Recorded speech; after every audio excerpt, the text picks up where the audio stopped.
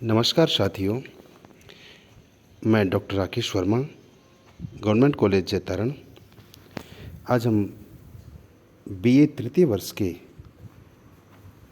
लोक प्रशासन के बारे में अध्ययन करेंगे। लोक प्रशासन क्या है? लोक प्रशासन को समझने के लिए हमें पहले प्रशासन को समझना ज़रूरी होता है, क्योंकि प्रशासन के साथ लोक शब्द जुड़कर यह उसे लोक प्रशासन या सार्वजनिक प्रशासन बना देता है। लोक प्रशासन दो शब्दों से मिलकर बनता है, लोक व प्रशासन, जिसमें लोक का मतलब जनता होता है और प्रशासन का मतलब होता है शासन करना। यह एक अनुशासन है जिसका अर्थ जनसेवा होता है और इसका प्रमुख उद्देश्य किसी भी देश के लोक प्रशासन के उद्देश्य वहाँ की प्रक्रियाओं, राजनीतिक व्यवस्थाओं तथा देश के संविधान में व्यक्त शासन के सिद्धांतों पर आधारित होता है। प्रशासन का वह भाग जो सामान्य जनता के लिए होता है उसे लोक प्रशासन कहा जाता है। लोक प्रशासन का संबंध सामान्य तौर पर सामान्य व सार्वजनिक नीतियों से होता है। लोक प्रशासन के अर्थ को समझने के लिए अलग अलग विद्वानों ने अपनी अपनी हिसाब से अलग अलग परिभाषाएं दी हैं। उनके मत अलग हैं और ये एक मत होने की उनमें चेष्टा भी नहीं होती। जैसे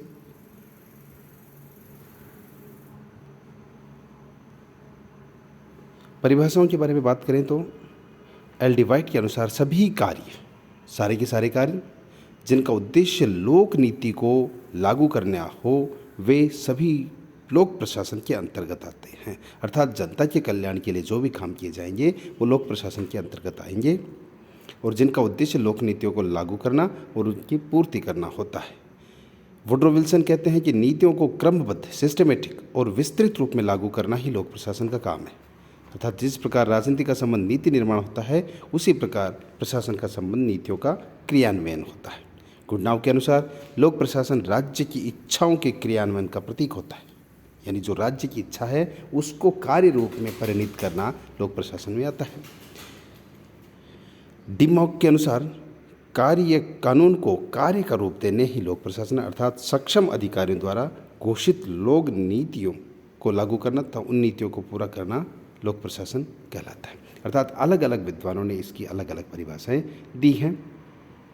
हम इनकी परिभाषाओं पर ज़्यादा न जाकर बात करते हैं। MP शर्मा ने इन परिभाषाओं को चार भागों में बांटा है, यानी अब इनको जो पिछली परिभाषाएं हमने पढ़ी उन परिभाषाओं के आधार पर या इन परिभाषाओं से इतर भी MP शर्मा नामक विद्वान ने इनको चार भागों में बांटा। प्रथम वर्ग में उन्होंने एल डी वाइट की परिभाषा को रखा, दूसरे वर्ग में इन्हें मर्सन की परिभाषा को रखा जिसके अनुसार प्रशासन को मात्र कार्य करवाने तक सीमित होता है। तीसरे वर्ग में उसने लूथर गुलिक की परिभाषा को रखा जिसमें कार्य करवाने के साथ साथ प्रबंधकीय वर्ग तक सीमित रखता है, लेकिन वह यह भी मानता है कि प्रशासनिक कार्यवाही कार्यपालिका के बाहर अन्य अंगों में भी होती है। और जो चौथा वर्ग है उसमें डिमॉक और फिफ्नर की परिभाषाओं को इसने रखा। लोक प्रशासन आज अपने विषय वस्तु और स्वरूप के जिस मुकाम पर है वहाँ उसे किसी भी परिभाषा में समेटा जा सकता है। अतुल लोक प्रशासन उन सभी काम और घटनाओं से संबंधित एक प्रक्रिया है जिनका सार्वजनिक आधार और दिशा होती है। अब जब हम लोक प्रशासन पढ़ते हैं तो हमें ये बात ध्यान में रखनी होती है कि उनकी विशेषताएं क्या है, अर्थात वो लोक प्रशासन जो हम पढ़ रहे हैं उनमें क्या चीज़ है जिसके आधार पर हम उसे पढ़ें। तो इसकी विशेषताओं में एक तो ये ग्राहक उन्मुखता होती है, दूसरा है यह राजनीति और लोक प्रशासन में भेद को अवास्तविक मानता है, अर्थात राजनीति और लोक प्रशासन में भेद अवास्तविक है, दोनों एक जैसे जुड़े हुए हैं, अर्थात इनमें भिन्नता नहीं की जा सकती। तीसरा है इसका मुख्य लक्ष्य सामाजिक न्याय की प्राप्ति करना होता है, अर्थात जो भी प्रशासनिक काम होंगे वो किसी न किसी नीति को लागू करने के लिए ही किए जाते हैं। चौथा है ये जनता के कल्याण और कार्यक्रम के प्रति निष्ठावान है, यानी राज्य की उत्पत्ति जन कल्याण के लिए होती है और जन कल्याण के लिए जो प्रशासनिक या जो कार्य किए जाते हैं वो प्रशासन के अंतर्गत आते हैं। जनता के कल्याण और कार्यक्रम के प्रति निष्ठावान होता है। पांचवा ये विकेंद्रीकरण का समर्थन करता है, अर्थात हम केंद्रीकरण किसी चीज़ का कर देंगे तो उसमें कभी न कभी तानाशाही आने की संभावना होती है, तो लोक प्रशासन विकेंद्रीकरण की बात पर फोकस करता है। अगला है लोक प्रशासन का नारा है मूल्य निरपेक्षता एवं दक्षता, अर्थात काम करने में चार्मिंग होना चाहिए। किसी भी काम को एक एफिशिएंसी के साथ किया जाना चाहिए और किसी भी चीज़ में मूल्य को सापेक्ष नहीं रखा जाना, अर्थात किसी के प्रति पूर्वाग्रह भी नहीं होते और किसी के प्रति, इस काम के प्रति किसी भी प्रकार का कोई धारणा पहले से नहीं बनाई जाती और मूल्यों को नहीं जोड़ते, अर्थात इसमें कुछ आदर्शात्मक मूल्य हों या किसी की भावनात्मक मूल्यों को इनको नहीं जोड़ा जाता।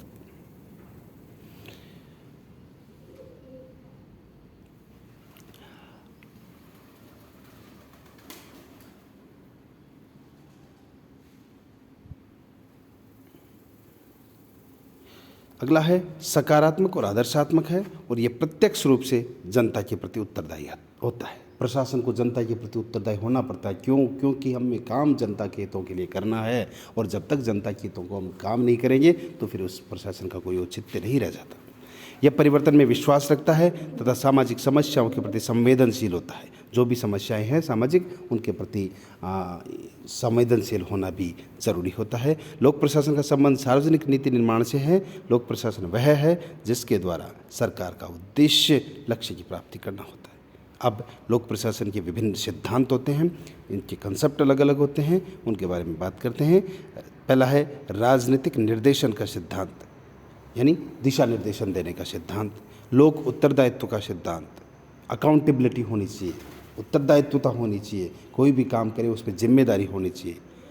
सामाजिक आवश्यकता सिद्धांत, अर्थात लोक प्रशासन में जो काम समाज के लिए आवश्यक है उनकी भी बात होती है। कार्यकुशलता का सिद्धांत, कोई भी काम एफिशिएंसी से होना चाहिए। संगठन का सिद्धांत, बिना ऑर्गेनाइजेशन के हम किसी भी काम को सिस्टमेटिक पूरा नहीं कर सकते। जनसंपर्क के सिद्धांत, जब तक हम किसी के साथ संपर्क स्थापित नहीं करेंगे, वहाँ की स्थिति का अवलोकन नहीं करेंगे, तब तक वो काम सफल नहीं हो सकता।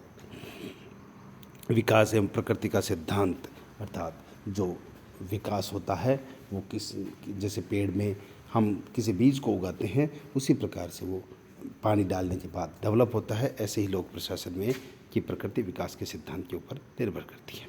अब इसके क्षेत्र हैं जिनमें संकुचित दृष्टिकोण, अर्थात इसकी परिभाषा को संकुचित आधार पर देख लें, फिर विस्तृत दृष्टिकोण भी देख लें, लोक कल्याण के काम भी आ सकते हैं, आधुनिक दृष्टिकोण भी होता है और पोस्ट कोर भी, अर्थात इसके लोक प्रशासन के क्षेत्र के संबंध में सामान्य दृष्टिकोण प्रस्तुत किए जाते हैं। संकुचित दृष्टिकोण में का मतलब होता है लोक प्रशासन का कार्यक्षेत्र सरकार की कार्यपालिका से संबंधित रखते हैं, अर्थात संकुचित दृष्टिकोण में केवल काम लोक प्रशासन का काम का मतलब कार्यपालिका तक सीमित रह जाता है और इस दृष्टिकोण को मानने वाले हैं लूथर कुलिक एवं साइमन। लोक प्रशासन के क्षेत्र में संकुचित दृष्टिकोण व्यापक दृष्टिकोण की अपेक्षा ज़्यादा माना जाता है। अब बात करते हैं व्यापक दृष्टिकोण की। इस बात को रखने वाले लोक प्रशासन के विद्वान सरकार के 3 अंगों कार्यपालिका, न्यायपालिका एवं व्यवस्थापिका तीनों को शामिल करते हैं। इसके समर्थक विद्वानों में विलोबी, मार्क्स, निग्रो एवं एल डी वाइट है। अगला है लोक कल्याणकारी दृष्टिकोण। इस दृष्टिकोण के अनुसार आधुनिक प्रशासन लोक कल्याणकारी है, इसे आदर्शवादी दृष्टिकोण भी कहा जाता है। लोक कल्याणकारी राज्य में लोक प्रशासन व्यक्ति के सर्वांगीण विकास के कार्यों को संपन्न करता है, अर्थात जो लोक कल्याणकारी काम है इसमें ज़्यादातर फोकस किया जाता है कि ये जनता के कामों को करने के लिए लागू होता है। आधुनिक दृष्टिकोण के अंतर्गत इसके नए नए विषय शामिल कर लिए गए हैं, जैसे न्यायपालिका, कार्यपालिका, व्यवस्थापिका, वह करने लोक प्रशासकीय निम्नलिखित विषयों को शामिल किया जाता है: वैधानिक, राजनीतिक, सामाजिक, प्रतिरक्षा, शैक्षणिक, साम्राज्य संबंधी, वित्तीय, स्थानीय इत्यादि सभी इसको शामिल किया जाता है। एक स्पष्ट रूप से जो पोस्ट कोर के बारे में बताया गया, हेनरी फेयल और उर्विक ने इसको इस दृष्टिकोण से समझाने का और सुव्यवस्थित तरीके से समझाने का प्रयास किया है। लूथर कुलिक ने किया, उन्होंने लोक प्रशासन के क्षेत्र में काम आने वाले 7 कार्यों को अंग्रेजी के 7 शब्दों के माध्यम से समझा है। पोस्ट कोर अर्थात पी, प्लानिंग, जैसे अर्थात कोई भी लोक प्रशासन का कार्य सफल करना हो तो उसमें प्लानिंग होनी चाहिए। फिर दूसरा ऑर्गेनाइजेशन, किसी भी काम का सफल संचालन बिना किसी संगठन के संभव नहीं हो पाता, तो संगठन भी होना चाहिए, अर्थात उसकी जो संगठन है उसमें पदों के आधार पर वितरण किया जाना चाहिए। काम पहले किस सिस्टम से किसके पास जाएगा। अगला स्टाफिंग, उन्हीं में किसी भी काम को सफल करने के लिए उसमें कर्मचारियों का होना बेहद ज़रूरी होता है। चौथा है डायरेक्टिंग, अर्थात निर्देशन सिस्टम से निर्देशन भी प्राप्त मिलना चाहिए, अर्थात कॉम्बिनेशन के माध्यम से, कोऑर्डिनेशन के माध्यम से इसमें सब निर्देशन मिलने चाहिए। फिर आगे आता है कोऑर्डिनेशन, आपस में समन्वय। किसी भी काम को करने के लिए बिना समन्वय संभव नहीं किया जा सकता। रिपोर्टिंग, जो भी आपने काम किया उसकी रिपोर्ट प्रस्तुत करना भी ज़रूरी होता है, अर्थात काम कितने दिन में करना है और कितने दिन में हुआ है, ऐसी चीज़ें भी ज़रूरी होती हैं। सबसे मुख्य चीज़ होती है बजटिंग, अर्थात बिना पैसों के कोई भी काम संभव नहीं हो सकता, बिना वित्त के कोई भी काम संभव नहीं हो सकता, अर्थात वित्त की बहुत ज़रूरी होता है। एक अलग पोकक दृष्टिकोण भी प्रस्तुत किया गया है। इसके आधार पर लोक प्रशासन के क्षेत्र में निम्नलिखित काम आते हैं: planning, organisation, commanding, coordination, controlling, अर्थात ये हेनरी फेयल ने पोकक नाम दिया है। लोक प्रशासन की प्रकृति की बात करें तो लोक प्रशासन के विद्वानों ने लोक प्रशासन के 2 अलग तरीकों से व्यक्त किया है, समग्र और प्रबंधकीय। अर्थात इसके अनुसार लोक प्रशासन, जो पहला समग्र दृष्टिकोण है, इसमें लोक प्रशासन प्रबंधकीय, तकनीकी, लिपिकीय और दिए गए कार्यों का कुल योग है। लोक प्रशासन उन सभी गतिविधियों का समावेश करता जो दिए गए लक्ष्यों को प्राप्त करने के लिए की जाती है, अर्थात समग्र में सभी कुछ शामिल हो जाता है। एल डी वाइट और डिकॉक इसी को मानते हैं। इसके अनुसार प्रशासन संबंधी अभिव्यक्ति की और विषय वस्तु पर निर्भर करता है, अर्थात यह एक क्षेत्र से दूसरे क्षेत्र। दूसरा है प्रबंधकीय दृष्टिकोण। इसमें लोक प्रशासन में केवल प्रबंधकीय गतिविधियां शामिल होती हैं, तकनीकी लिपिकीय गतिविधियां इसमें शामिल नहीं होती है, अर्थात मैनेजमेंट ही इसमें शामिल होता है। गैर प्रबंधकीय गतिविधियां हैं। लूथर गुलिक कहते हैं कि प्रशासन का सरोकार एक निर्धारित लक्ष्य की पूर्ति के साथ कामों का पूरा करना से है। अब हम बात करते हैं इसके महत्व की।